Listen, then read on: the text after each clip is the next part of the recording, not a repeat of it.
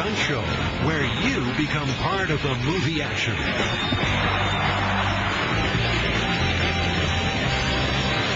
An earthquake causes chaos right before your eyes. And a roller coaster ride where you're blasted into an Aerosmith rock music video.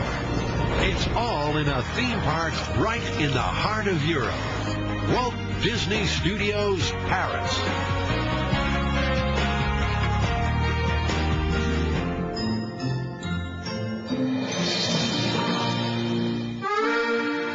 This is Paris, known as the City of Light, the artistic and cultural hub of Europe, dominated by the world's most recognizable landmark, the Eiffel Tower. For 2,000 years, Paris has straddled the River Seine, withstanding revolutions, sieges, and foreign occupation.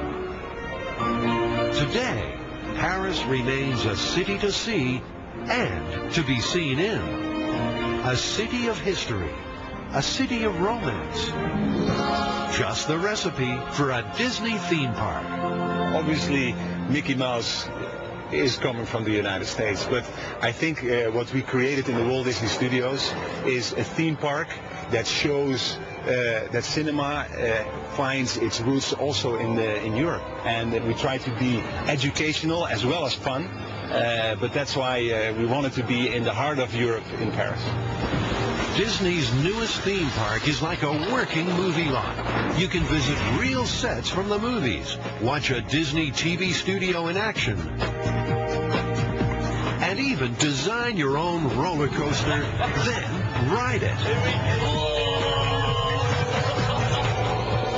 Walt Disney Studio Park opened in 2002 on 61 hectares of former farmland, some 20 miles to the east of the French capital, right next door to what is now Disneyland Resort Paris. What we have done by creating this new park is to create a resort concept. So the major change being people were using the park as a 1 day or 2 days experience, now to extend to a 3 or 4 days experience.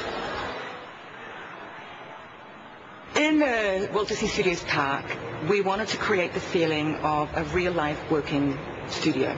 And there's a thematic treatment of architecture and sense of place. And we use techniques such as prop placement, colors, architectural detail to get that message across. We're telling you a story without you being aware that we're telling you a story.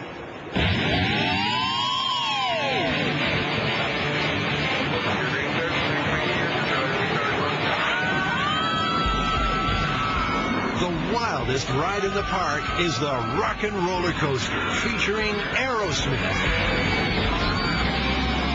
Riders are blasted headlong into the middle of a pulsating rock music video.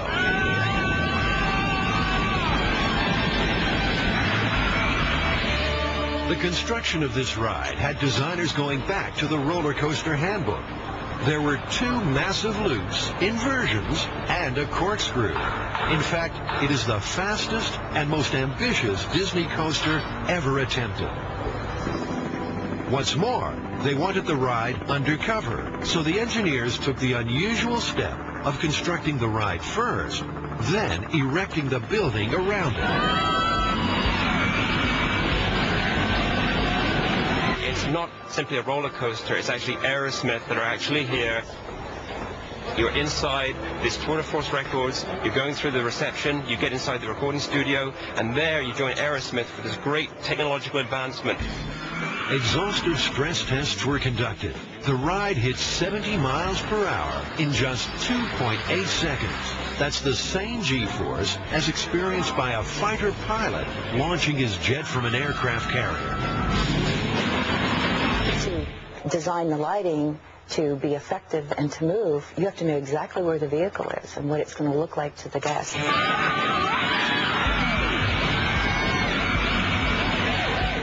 Timing is the biggest challenge for the design because the vehicles are moving so fast. They're twisting and turning, and they're flying through the truss and over the truss and around the building. We have over 300 moving lights within the attraction, and in a typical concert you might have 50 to 100. So it's a huge challenge to do a huge over-the-top light show, and you've got about 50 seconds to do it. I have a very experienced lighting control programmer who works with me, who does concerts. And it's a real partnership between us to create this. But because we're on the floor and we're looking up several 30 meters into the air, we actually need to stop, come out, ride the vehicle, and actually see it from the guest point of view.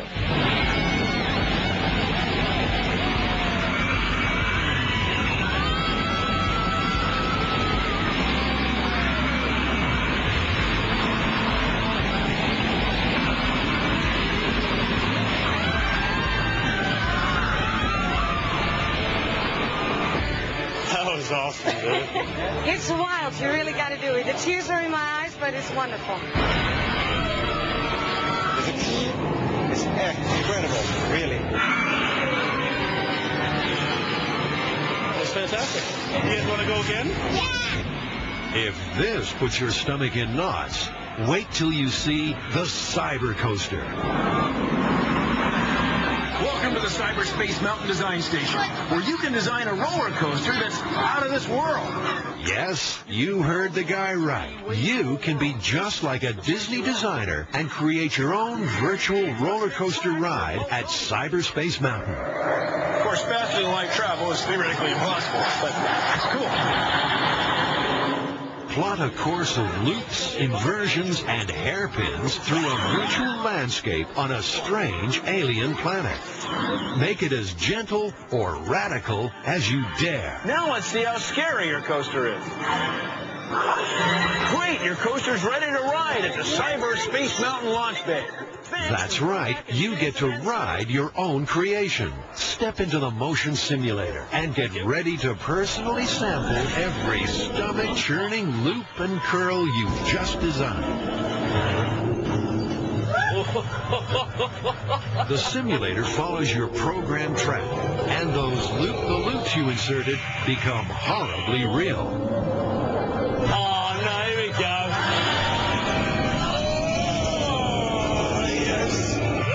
Each ride is unique, a product of your own imagination and Disney's technology. It